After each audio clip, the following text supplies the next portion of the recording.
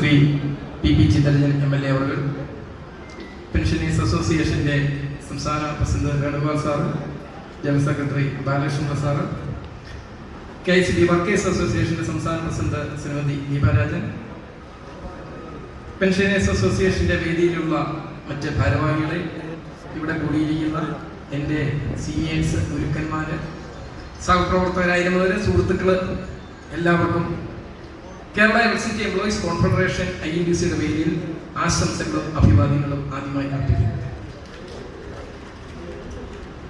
നമ്മൾ പെൻഷൻ ആയവരാണ് ഇപ്പം ഇരിക്കുന്നത്.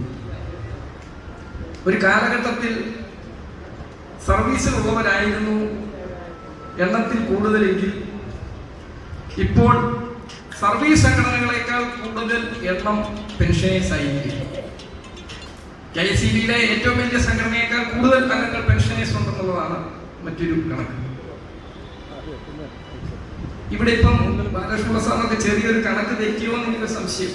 കാരണം കസേര തികയുന്നില്ല, ആൾക്കാർ വന്നുകൊണ്ടിരിക്കുന്നു. പെൻഷനല്ലേ, പ്രായമല്ലേ, ആൾക്കാർ എണ്ണം കുറയുന്നത് കണ്ടാണ് കസേരയുടെ എണ്ണം കുറഞ്ഞതെന്ന് എനിക്ക് തോന്നുന്നു. ഇപ്പൊ ആൾക്കാരൊക്കെ അവിടെ നിൽക്കുന്നുണ്ട്. പക്ഷെ എനിക്കൊരു കാര്യം ഉറപ്പാണ്, നമ്മുടെ പഴയ തലമുറ, ആ തലമുറയുടെ ഉശിരും വാശിയൊന്നും ഇപ്പൊ പുതിയ തലമുറയ്ക്ക് ഇല്ല എന്ന് പറയുന്നതിന് എനിക്ക് മടിയൊന്നുമില്ല. അത് ഏത് കാര്യം നോക്കിയാലും നമുക്കറിയാം. KICDയുടെ വിഷയത്തിലാണ് ഇപ്പോഴും. അതുകൊണ്ടാണല്ലോ ഈ കാലാവസ്ഥയിലും ഇവിടെ ഇത്രയധികം ആൾക്കാർ കൂടിയിരിക്കുന്നു. നമ്മളുടെ മാസ്റ്റർ ട്രസ്റ്റ്, ഞാൻ അതിലേക്ക് കിടക്കുന്നുള്ളൂ, കൂടുതൽ വലിയ കാര്യങ്ങളിലേക്ക് കിടക്കുന്നില്ല. നമ്മൾ പെൻഷനേഴ്സിന്റെ ബന്ധപ്പെട്ട ഒരു പ്രധാന അത്താണി എന്ന് പറയുന്നത് മാസ്റ്റർ ട്രസ്റ്റാണ്. അപ്പൊ അതിനെ ചുക്കാൻ പിടിച്ചതാണ്, ഞാനും പിടിച്ചതാണ്. അതിന് ചുക്കാൻ പിടിച്ച ചിലരൊക്കെ അവിടെ ഇവിടെയൊക്കെ ഇരിപ്പുണ്ട്, സ്റ്റേജിലൊക്കെ ഇരിപ്പുണ്ട്. നമ്മളത് നല്ല കാര്യത്തിന് വേണ്ടി തുടങ്ങി. അത് എല്ലാ അർത്ഥത്തിലും നമുക്ക് അത് വിജയിച്ചില്ല എന്ന് പറയുമ്പോൾ അതിന്റെ ഉത്തരവാദിത്വം മെജോറിറ്റി ഞാൻ ഏറ്റെടുത്തുകൊണ്ട് നിങ്ങൾ ഓരോരുത്തരെയും കുറ്റപ്പെടുത്താൻ ആഗ്രഹിക്കുക. ഞാൻ അതിന്റെ ആദ്യത്തെ കുറ്റം ഞാൻ ഏറ്റെടുക്കുക. കാരണം ഈ തൃക്കശി കരാർ ഒപ്പുവെക്കുമ്പോൾ അന്ന് പല കാര്യങ്ങളും പറഞ്ഞു. കരാർ വിരുദ്ധത നടത്തുന്നവര് ജയിലിൽ പോകുന്ന കാലമാണ്. കരാറിൽ വിരുദ്ധത നടത്തുന്നതിനെതിരെ നടപടികൾ എടുക്കുന്ന ഒരു കാലഘട്ടത്തിലൂടെ പോകുമ്പോഴാണ് തൃക്കശി കരാർ ഗവൺമെന്റ് ഓർഡർ ഇറങ്ങിയതാണ്. ഞാൻ പറഞ്ഞ അതിനകത്ത് പ്രത്യേകിച്ച് ആരും കുറ്റക്കാരല്ല, എല്ലാവരും കുറ്റക്കാരാണ്. മാറി മാറി വന്ന നമ്മുടെ ഭരണാധികാരികൾ, അതിപ്പം ചെയർമാനോട് വരുമ്പോൾ ഞാൻ പറയാ, IAS-കാര് ഭരണാധികാരിയായിട്ട് വരുമ്പോൾ അവർക്ക് അവരുടെ കാര്യം മാത്രമാണ് വലുത്. DA സ്വന്തം പോക്കറ്റിൽ വാങ്ങിയിട്ടിട്ട് തൊഴിലാളിക്ക് DA കൊടുക്കാൻ പാടില്ല എന്ന് പറയുന്നവർ അല്ലയോ? ഇന്നലെ ചലഞ്ചുമായിട്ട് ഞങ്ങളെ വിളിക്കണ്ടെന്ന് അവർ പറഞ്ഞു കേട്ടല്ലോ.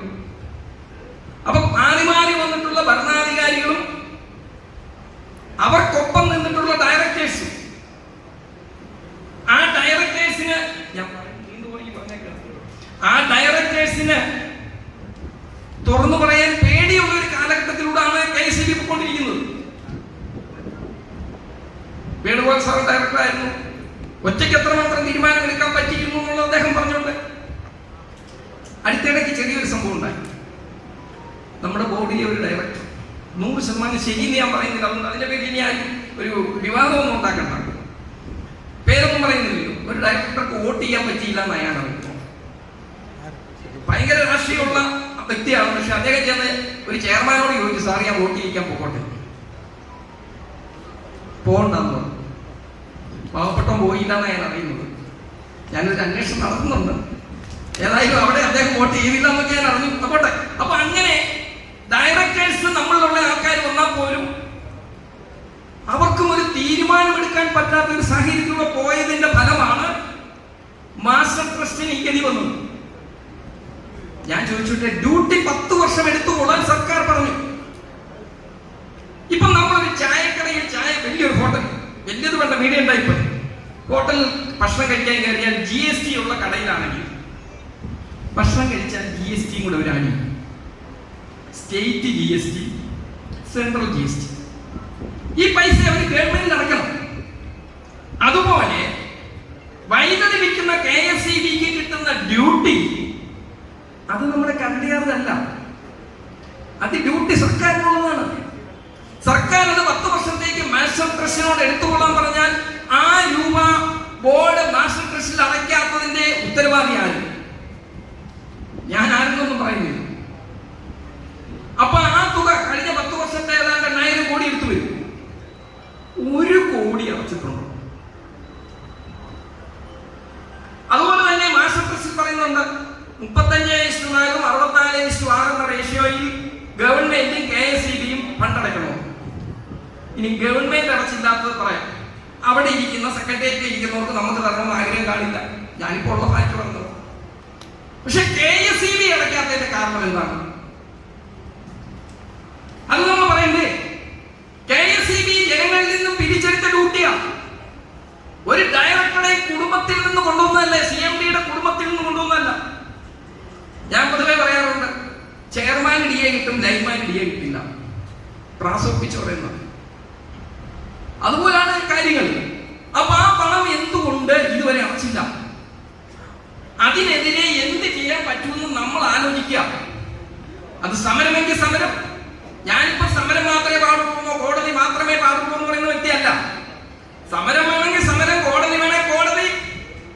പണ്ടേ കാലഘട്ടത്തിലെ ഞാൻ കേട്ടിട്ടുണ്ട്, റാവുത്തർ സാറൊക്കെ പറഞ്ഞു കേട്ടിട്ടുണ്ട്, നമ്മുടെ വിഷയങ്ങളിൽ വിരുദ്ധമായിട്ട് നിന്നിട്ടുള്ള ഓഫീസർമാരെ മുറി അടച്ച് കുറ്റിയിട്ട സംഭവങ്ങളൊക്കെ പറഞ്ഞിട്ടുണ്ട്. ഞങ്ങളൊന്നും ഒരിക്കലും കണ്ട് എങ്ങനെ ചെയ്തിട്ടുണ്ട്, പിന്നെ ചെയ്യേണ്ടി വന്നിട്ടില്ല. ഇപ്പൊ അങ്ങനെയൊന്നും നടക്കുന്നില്ല. അപ്പൊ ആ രീതിയിൽ ചെയ്യണേ, ആ രീതിയിൽ ചെയ്യണം. കാരണം അർഹതപ്പെട്ടത് പിടിച്ചു വന്നു. നീണ്ടുപോകുന്നതുകൊണ്ട് ഞാൻ പ്രധാനപ്പെട്ട ഒരു കാര്യം, അല്ലാതെ നമുക്ക് ഓർഡറിടാൻ പറ്റും. ആ റിക്വസ്റ്റ് ചെയ്യാനും നമ്മളെല്ലാം ഒറ്റക്കെട്ടായി റിക്വസ്റ്റ് ചെയ്താൽ സർക്കാർ പരിഗണിക്കും. കാരണം സർക്കാരിന്റെ ഭാഗമാണ്. പിന്നെ ട്രസ്റ്റിലേക്ക് പൈസ അടയ്ക്കാൻ പണമില്ല എന്ന് പറഞ്ഞാൽ അതിനെ അംഗീകരിക്കാൻ പറ്റില്ല. KSEB നഷ്ടത്തിലാകുമ്പോൾ എങ്ങനെ ട്രസ്റ്റിൽ അടയ്ക്കും? ചെറിയ ചോദിക്കുന്നു, എന്തോന്നാണ് നഷ്ടം? 4 രൂപ 29 പൈസ കിട്ടുന്ന കറണ്ട് വേണ്ടാന്ന് വെച്ചിട്ട് 10 രൂപയ്ക്ക് മേടിച്ചിട്ട് പ്രതിമാസം 10 കോടി രൂപ നഷ്ടം വന്നിട്ട് അത് ലൈൻമാനോട് പറഞ്ഞിട്ട് കാര്യമുണ്ടോ? ഉണ്ടോ? പുരപ്പുറ സോളാർ, ബഹുമാനപ്പെട്ട MLA തന്നെ ഇവിടെ ഇരിപ്പുണ്ട്, ഞാൻ പറയാ, പുരപ്പുറ സോളാറിന് വേണ്ടി KSEB കോടികൾ മുടക്കി. KSEB മുടക്കിയ കോടികൾ, അത് മുടക്കിയത് ആരെയും ഇപ്പൊ ക്ലീൻ ചെയ്യുന്നുണ്ടോ? പുരപ്പുറ സോളാറിന്റെ ബില്ലിങ്ങുമായി ബന്ധപ്പെട്ട് റെഗുലേറ്ററി കമ്മീഷൻ ഒരു ഹിയറിംഗ് വിളിച്ചപ്പോൾ അന്ന് ഞാനവിടെ പോയിരുന്നു. ഇവിടുന്ന് മധുലാൽ സാർ വരാനുണ്ടായിരുന്നു, അല്ലാതെ വേറെ ആരും അവിടെ വന്നില്ല. അവിടെ വന്ന് ജനങ്ങളെന്ന് പറഞ്ഞു വന്നവർ ജനങ്ങളല്ല, ജനങ്ങൾക്ക് വേണ്ടി വന്നവരുമല്ല, ഈ സോളാർ പുരയുടെ പുറത്ത് വെച്ച കമ്പനിയുടെ ആൾക്കാരാണ്. ഇതിനിടക്ക് ആരെയും വീടിന്റെ മുകളിൽ വെച്ചിട്ടുണ്ടെങ്കിൽ അവർക്ക് എന്നോട് ദേഷ്യമൊന്നും തോന്നരുത്. ഞാൻ ജനറലായിട്ടൊരു വിഷയം വന്നതാണ്. എന്റെ വീട്ടിൽ വെക്കാൻ ഞാൻ ഇങ്ങനെ പ്രസംഗിക്കുന്നതുകൊണ്ട് ഞാൻ വീട്ടിൽ വെക്കാത്തതാണ്. അതിന് വീട്ടിൽ എന്റെ ഭാര്യ ഭയങ്കര വഴക്കാം. കാരണം കമ്പയറിന് കൂടുന്നു. 3000-4000 അടയ്ക്കുന്ന 500 രൂപ അടച്ചാൽ മതി കൂട്ടുകാർക്കൊക്കെ. ഇവിടെ കൊണ്ടുവന്ന് 5000 രൂപ അടയ്ക്കുന്നത് എന്തിനാ വെറുതെ കളയുന്നത്? എന്തൊരു KSEB-കാരെന്ന് പറഞ്ഞ് എന്നെ അവിടെ വീട്ടിൽ വലിയ വഴക്കുണ്ട്. ഞാനിപ്പോ ഇതിനെതിരെ പറയുന്നതുകൊണ്ട് ഞാൻ വൈകാത്ത. അതുകൊണ്ട് ആരുടെയെങ്കിലും വീടിന് മുകളിൽ വെച്ചിട്ടുണ്ടെങ്കിൽ അവർ എന്നോട് രക്ഷപ്പെടും. പകൽ സമയത്ത് വാങ്ങുന്ന വൈദ്യുതിക്ക് തുല്യമായി രാത്രി കൊടുക്കും. പ്രതിമാസം 40 കോടി രൂപ KSEB-യുടെ ഫണ്ടിൽ നിന്ന് പോന്നു. അതിനാരാണ് ഉത്തരവാദി? വർക്കറോ, ലൈൻമാനോ, ചീഫ് എഞ്ചിനീയറോ? അപ്പം സെൻട്രൽ റെഗുലേഷൻ ഉണ്ടെന്ന് പറഞ്ഞു. സെൻട്രൽ റെഗുലേഷനുമായി ബന്ധപ്പെട്ടവർക്ക് ഞങ്ങൾ നിരന്തരം കത്തെഴുതി സെൻട്രൽ റെഗുലേഷൻ മാറ്റം വന്ന് സ്റ്റേറ്റ് റെഗുലേറ്ററി കമ്മീഷൻ ഹിയറിംഗിന് വിളിക്കുന്നു. അവിടെ വന്ന് ഈ കമ്പനിക്കാർ ആളെ ഇറക്കിയപ്പോഴത്തേനും റെഗുലേറ്ററി കമ്മീഷൻ ചെയർമാൻ ഉൾപ്പെടെ ഉള്ളവർ പേടിച്ചുപോയി. അവർ പറഞ്ഞു, അയ്യോ ഞങ്ങൾ എന്നൊന്നും അല്ലേ ചെയ്തത്. ഇതിപ്പോ കമ്മീഷൻ പറഞ്ഞിരിക്കുക 90% സോളാർ വേണമെന്ന്. അവർക്ക് 2 രൂപ 93 പൈസ പറഞ്ഞിടത്ത് 3 രൂപ 15 പൈസക്ക് ഇപ്പൊ കൊടുക്കും. നല്ല കാര്യം. അവർക്ക് 3.15 4 രൂപ കൊടുക്കുക. എന്നിട്ട് ബഡ്ജറ്റിലൂടെ അവർക്ക് എന്താ ഡ്യൂട്ടി ഏർപ്പെടുത്തി. അത് ഞങ്ങൾ തന്നെ ഇടപെട്ടെ. കാസർഗോഡ് MLA നിയമസഭയെ പ്രമേയം കൊണ്ടുവന്ന് അത് ഒഴിവാക്കി. പാവപ്പെട്ട കൊണ്ടേ സോളാർ പുരയുടെ പുറത്ത് വെച്ചിട്ട് അവരോട് പിന്നെ ഡ്യൂട്ടിയുടെ മേടിക്കാൻ വേണ്ടി ജനറേഷൻ ഡ്യൂട്ടി അത് സർക്കാർ ഇപ്പോൾ ഒഴിവാക്കി. അപ്പൊ അവർക്ക് ന്യായമായിട്ടുള്ള വില കൊടുക്കണം. അവർ ഉത്പാദിപ്പിക്കുന്ന വൈദ്യുതിക്ക് 1 യൂണിറ്റിന് എത്ര പൈസ തരാമെന്നാണോ കരാർ വെച്ചത് ആ വില നൽകണം. അതല്ലാതെ സെറ്റ് ഓഫ് ചെയ്യുന്ന പരിപാടി 5000 രൂപ കണ്ടാൽ 500 രൂപ അടയ്ക്കുന്നു. ഇത്രയൊക്കെ ഉദാഹരണം ചെയ്തിട്ടും ഒരു IPS കാരി ബോർഡിനെ പൊതുജനമധ്യത്തിൽ മോശക്കാരിയാക്കി. വിഷയമാണ്. നമ്മുടെ മുന്നിലുള്ളത് ഒന്നിൽ ഇതിനെതിരെ ഭരിക്കുക, അല്ലെങ്കിൽ നമ്മളെല്ലാവരും പുറപ്പെട്ടങ്ങ് വെക്കുക. അത് ചെയ്യാൻ പറ്റും. അപ്പൊ നമുക്കെല്ലാം വ്യക്തിപരമായിട്ട് ലാഭം കിട്ടും. പക്ഷെ ഈ നാട്ടിൽ നമ്മളെ പോലെ ഇരിക്കുന്ന, നമുക്ക് പെൻഷൻ കിട്ടുന്നു എന്നുകൊണ്ട് നമുക്ക് അത്യാവശ്യം ജീവിക്കാം. അതൊന്നും ഇല്ലാത്ത ഒരു വിഭാഗം സാധാരണക്കാരുണ്ട്. രാഷ്ട്രീയത്തിൽ പ്രവർത്തിക്കുന്നവർക്ക് അത് അറിയാൻ പറ്റും. ഭരണരംഗത്ത് ഉന്നത തലത്തിൽ ഇരിക്കുന്നവർക്ക് രാഷ്ട്രീയം എന്താണെന്ന് അറിയത്തില്ലാതെ വരുന്നവർ, അതുകൊണ്ടാണല്ലോ രാഷ്ട്രീയം പറയുന്ന പോലെ ചെയ്യണമെന്ന് പറയുന്നത്. അവർക്ക് സാധാരണക്കാരനെ കുറിച്ച് അറിവില്ലാത്തവർ കാണും. അതൊരു സത്യമാണ്. അപ്പൊ അതുകൊണ്ട് ആ ബാധ്യത ഈ സ്ഥാപനത്തിലെ പെൻഷൻകാരുടെ ജീവനക്കാരുടെ ബാധ്യതയല്ല, അത് തീരുമാനമെടുത്തുള്ള ബാധ്യതയാണ്. റെഗുലേറ്ററി കമ്മീഷൻ എടുത്ത തീരുമാനത്തിന്റെ ഒരു പാളിച്ചയാണ്. ഞാൻ ക്വാസി ജുഡീഷ്യൽ അതോറിറ്റിയെ കുറിച്ച് തന്നെയാണ് പറയുന്നത്. നമ്മൾ EV ചാർജിംഗ് സ്റ്റേഷൻസ് വെച്ചു. ഞാൻ കഴിഞ്ഞ ദിവസം എറണാകുളത്ത് പാലാരിവട്ടം IVയിൽ ഒരു ദിവസം താമസിക്കാൻ പോയപ്പോൾ രാവിലെ ഒന്ന് നടക്കാൻ ഇറങ്ങിയപ്പോൾ അവിടെ നോക്കിയപ്പോൾ EV ചാർജിംഗ് സ്റ്റേഷന്റെ ബോർഡ് വെച്ചേക്കുന്നു, ഇതിപ്പോൾ തൽക്കാലം വർക്ക് ചെയ്യില്ല. ഇനി തൽക്കാലം വർക്ക് ഏത് സ്ഥാപനത്തിനും കേടുവരാം, ഏത് സ്ഥാപനത്തിനും. ഞാൻ നോക്കുമ്പോൾ അവിടെ ഒരു കസേര ഇട്ടിട്ടുണ്ട്. ആ കസേരയെ നോക്കിയപ്പോൾ കസേര കറുത്ത് കിടച്ചിരിക്കുക, കറുത്ത്. കാരണം എന്താണെന്നറിയോ? 5-6 മാസമായിട്ട് ആ കസേര ഉപയോഗിക്കുന്നില്ല. അതേ മഴവെള്ളമൊക്കെ വീണ് നനഞ്ഞിരിക്കുക. നമ്മുടെ അവസ്ഥയാണ്. അവിടെ വെച്ചിരിക്കുന്ന പോർട്ടിനകത്ത് ചാർജ് ചെയ്യാൻ പറ്റത്തില്ല. പോൾ മൗണ്ട് ചാർജിംഗ് സ്റ്റേഷൻ ഉണ്ട് KCB, പോസ്റ്റേൽ വെച്ചേക്കുന്ന സാധനം. ഈ സെക്ഷൻ ഓഫീസിലൊക്കെ എല്ലാവരും സെക്ഷൻ ഓഫീസിൽ ഒന്ന് അന്വേഷിച്ച് നോക്കിയാൽ അറിയാം. അതിന് എനർജി ഓഡിറ്റും ഇല്ല, ബില്ലിങ്ങും ഇല്ല, ഒന്നുമില്ല. അത് വെക്കുന്ന ഒരാള്, അതിന്റെ മെയിൻ്റനൻസ് ഒരാള്, അതിന്റെ പൈസ പോകുന്ന വേറെ കമ്പനിക്കാരൻ. ആ കമ്പനിക്കാരൻ KCBക്ക് എത്ര തരുന്നുണ്ടെന്ന് നമുക്ക് അറിഞ്ഞൂടാ. സെക്ഷൻ ഓഫീസ് ഇതിന്റെ കണക്കൊന്നുമില്ല. സെക്ഷൻ ഓഫീസിലെ കറണ്ട് ചാർജ് എഴുതി തന്നത് പോലെ ഈ പോൾ മൗണ്ട് ചാർജിങ്ങിന്റെ എഴുതിത്തുള്ളൂ. അങ്ങനെ കോടികൾ നഷ്ടം വരുത്തി. അല്ലാതെ ഇത് നല്ലവണ്ണം പണം കായ്ക്കുന്ന ഒരു വൃക്ഷമാണ് KCB. മൊണോപ്പൊളിയാണ്. നമ്മുടെ കയ്യിലാണ് കേരളം മൊത്തം ഇരിക്കുന്നത്. പാവപ്പെട്ടവന്റെ കറണ്ട് ചാർജ് കുറച്ചു കൊടുക്കാൻ നമ്മൾ ഓഫീസിലാണ്. അതിന് അവരുടെ 3 പ്രാവശ്യം കൂട്ടുക എന്നുള്ളത്. ഈ പണികളൊക്കെ ചെയ്തിട്ട് നഷ്ടം വരുമ്പോൾ പാവപ്പെട്ടവർ കൂട്ടുമ്പോൾ അവർ നമുക്കെതിരെ തിരിയുന്നു. സ്വകാര്യ മേഖല കൊണ്ടാണ് ഏതാണ്ട് ചെയ്യുന്നല്ലേ കൊണ്ട്. സ്വകാര്യ മേഖല എന്തോ ചെയ്യുന്നത്? റിലയൻസുകാരൻ ഇപ്പൊ 3 ഇരട്ടി കൂട്ടിയില്ലേ റേറ്റ്. ഇപ്പോഴാണ് BSNL 4G കൊടുത്തത്. റിലയൻസുകാരൻ എടുത്തത് ആദ്യം 2 മാസം ഫ്രീ തന്നു. ഫ്രീ തന്നപ്പോൾ അറിയാതെ എടുത്തവരൊക്കെ ഇപ്പൊ പെട്ടു. കാരണം നമ്മൾ എവിടെയെങ്കിലും ഈ നമ്പർ ഇനിയിപ്പോ പോർട്ട് ചെയ്ത് മാറ്റാനേ പറ്റൂ. അപ്പൊ ജനങ്ങളുടെ ഇടയിൽ ഒരു വിഭാഗം ആൾക്കാർ പറഞ്ഞു പ്രചരിപ്പിക്കുന്നുണ്ട് ഇവിടെ എന്തോ ശമ്പളം കൊടുത്തിട്ട് താമസിക്കുന്നു. ശമ്പളം 20% ഉള്ളൂ, 23% വരുന്നുള്ളൂ എസ്റ്റാബ്ലിഷ്മെന്റ് കോസ്റ്റ്. KCB മറ്റ് സ്ഥാപനങ്ങളെ അപേക്ഷിച്ച് സ്വല്പം കൂടുതലുണ്ട്. കാരണം ഈ മേഖലയിലെ ജോലി പരിഗണിച്ചാണ്. അപ്പൊ ശമ്പളം കൊടുത്തതിന്റെ പേരിലൊന്നും അല്ല KCB നഷ്ടം. അധ്യക്ഷൻ പറഞ്ഞ പോലെ 30% നമ്മുടെ പ്രൊഡക്ഷൻ. ഉപേക്ഷിക്കപ്പെട്ട ജലവൈദ്യുത പദ്ധതികൾ കിടക്കുകയാണ്. ജലവൈദ്യുത പദ്ധതികളെ പാരമ്പര്യേതര ഊർജത്തിന്റെ ഭാഗത്തിൽ കേന്ദ്ര ഗവൺമെന്റ് ഈ അടുത്തിടപ്പെടുത്തി. അതുകൊണ്ട് നമുക്ക് ഉപേക്ഷിക്കപ്പെട്ട ജലവൈദ്യുത പദ്ധതി ഒക്കെ ആലോചിക്കാം. ആണവ കരാറ് സൗകര്യമായ ദോഷമില്ലാത്ത സ്ഥലത്ത് കിട്ടുകയാണെങ്കിൽ അത് ഉപയോഗിക്കാം. പക്ഷേ വരുന്നത് എന്താണെങ്കിലും അത് നഷ്ടത്തിലാകരുത്. അത് സ്ഥാപനത്തെ തകർക്കുന്നതോ അതല്ലെങ്കിൽ ജീവനക്കാരൊക്കെ മോശമായിട്ട് വരുന്നതോ സാമ്പത്തികമായി തകർക്കുന്നതോ ആയിരിക്കും. അങ്ങനെ KCBക്ക് വരുന്ന നഷ്ടം എന്ന് പറയുന്നത് നമ്മുടെ കുഴപ്പമുണ്ടല്ല. അങ്ങനെ നഷ്ടം വന്നതുകൊണ്ട് മാസ്റ്റർ കൃഷി പണമടയ്ക്കേണ്ട എന്ന് പറയാൻ പറ്റുമോ? ഒരു 2-3 വർഷം മുമ്പ് കൊല്ലത്തൊരു ഓഫീസ് KCB സെക്ഷൻ ഓഫീസ് മേടിക്കാറില്ല, സ്ഥലം വിലയ്ക്ക് മേടിക്കാറില്ല. ഇപ്പോൾ കൊല്ലത്തൊരു ഓഫീസ് ഒരു സെക്ഷൻ ഓഫീസിന് വേണ്ടി ഒരു വേണ്ടപ്പെട്ട ബന്ധുവിന്റെ സ്ഥലം വാങ്ങാൻ വേണ്ടി ഒരു 40 ലക്ഷം രൂപ വരുന്ന സ്ഥലം മേടിക്കാറില്ല KCB. അറിയാമല്ലോ, ഇവിടെ ഇരിക്കുന്നവരെ ഞാൻ പഠിപ്പിക്കേണ്ട. കാരണം ഞാൻ ഇതിൽ നിന്നൊക്കെ എല്ലാം പഠിച്ചത്. 80 ലക്ഷം രൂപയ്ക്ക് സ്ഥലം വെച്ചു. എന്നിട്ട് ആ കെട്ടിടത്തിന്റെ മുകളിൽ ലൈൻമാനോട് പറയുന്നു, നിങ്ങൾ ക്രോസാം അതിന്റെ മുകളിൽ കൊണ്ടുപോയി വെക്കരുത്, കാരണം വെച്ച് കഴിഞ്ഞാൽ അത് ഇടിഞ്ഞു വീഴും. എന്നിട്ട് അത് മെയിൻ്റനൻസ് ചെയ്യാൻ വേണ്ടി പിന്നെ 40 കോടി രൂപ കൊടുക്കും. ഇതെല്ലാം പൂർത്തിയായി കഴിഞ്ഞിട്ടും അവിടെ നമ്മുടെ ഏരിയയിലുള്ള വലിയ പോസ്റ്റ് കയറത്തില്ല. കാരണം ആ റോഡ് വളഞ്ഞു കിടന്നു. ഞാൻ ഇന്നലെ അവിടെ താമസിച്ച സ്ഥലത്ത് കൊല്ലത്തു നിന്നുള്ള ആൾക്കാരുണ്ടായിരുന്നു. അവരോട് ഞാൻ തുറന്നു പറഞ്ഞപ്പോൾ അവരോട് സത്യമാണ്. അപ്പൊ ഇങ്ങനെ കുറെ കാര്യങ്ങൾ ഇവിടെ നടക്കുന്നുണ്ട്. നമ്മുടെ ഫിനാൻസിങ്ങിന്റെ കാര്യങ്ങൾ പരിശോധിക്കേണ്ടതാണ്. ഞാൻ ഫിനാൻസിൽ ഇരുന്ന എനിക്കറിയാം കുറെ കാര്യങ്ങൾ.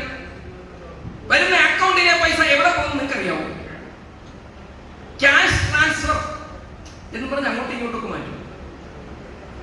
പൈസ വരുന്നത്. അപ്പൊ ഈ പൈസ വരുമ്പോൾ SPT KSEB അഡ്മിനിസ്ട്രേറ്റീവ് കോംപ്ലക്സ് വഴി വരുന്ന എക്സ്പെൻഡിച്ചറിന്റെ ഡെബിറ്റ് സ്ലിപ്പ് കിട്ടിക്കഴിഞ്ഞാൽ അക്കൗണ്ട് ചെയ്ത് കൊടുക്കുക എന്നുള്ള പണിയാണ് ഓഡിറ്റ് ചെയ്യുന്നവർ പറയട്ടെ. അപ്പൊ ഇങ്ങനെയൊക്കെ പോകുന്നതിന് ഇവിടുത്തെ പെൻഷനായവരോ പാവപ്പെട്ടവരോ സാധാരണക്കാരോ അല്ല അതിന് ഉത്തരവാദികൾ. അത് നമുക്ക് സംബന്ധിച്ചിടത്തോളം നമ്മുടെ പെൻഷൻ എമൗണ്ട് നമുക്ക് കൃത്യമായിട്ട് ലഭിക്കണമെന്നുണ്ടെങ്കിൽ ഈ മാസ ട്രസ്റ്റ് ശക്തമാകണം. മാസ ട്രസ്റ്റിലേക്ക് 524 കോടി രൂപ സർക്കാർ എന്ന ബഡ്ജറ്ററി അലോക്കേഷൻ എന്ന് പറഞ്ഞു, ഇതുവരെയും വന്നിട്ടില്ല. 2014 ട്രസ്റ്റ് വന്നെങ്കിൽ അതിന് ഇൻകം ടാക്സ് അസംഷൻ കിട്ടിയത് 16 സെപ്റ്റംബറിലാണ്. അതിനുശേഷം ഓരോ മാസവും ഒരു 10 കോടി ഇട്ടിരുന്നാൽ ഇപ്പം 16 വിട്ട് 24 8 വർഷമായി.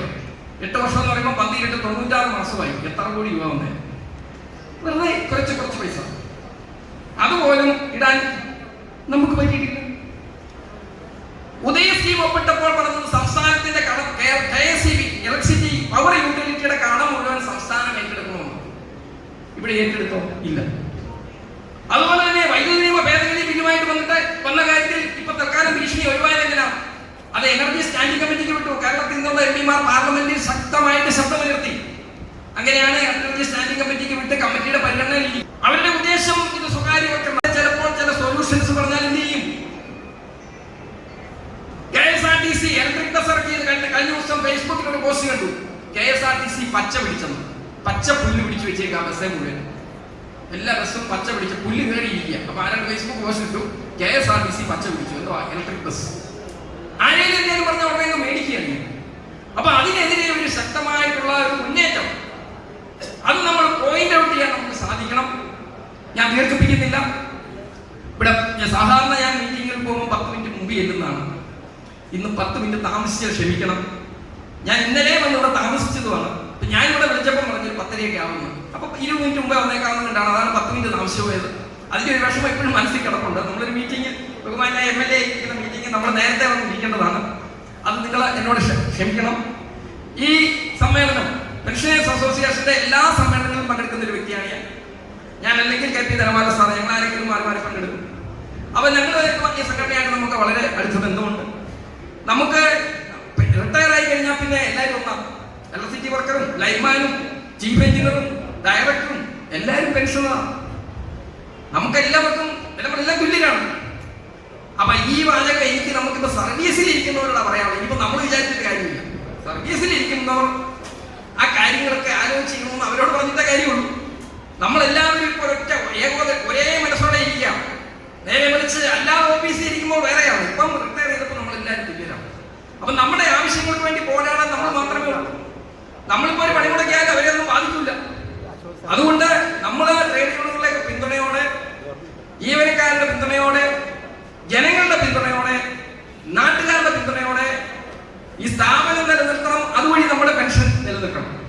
അതിനുവേണ്ടി പ്രവർത്തിക്കണം. എന്നെ ഈ യോഗത്തിൽ വിളിച്ച ഇതിന്റെ നേതൃത്വത്തിലുള്ളവർക്ക്, അതുപോലെ ഇത്രയും നേരം ശ്രമിച്ച നിങ്ങൾ എല്ലാവർക്കും ഒരിക്കൽ കൂടി Kerala electricity employees corporation INTC യുടെ പേരിലുള്ള എല്ലാ അഭിവാദ്യങ്ങളും അർപ്പിച്ചുകൊണ്ട് നിർത്തുന്നു. നന്ദി, നമസ്കാരം.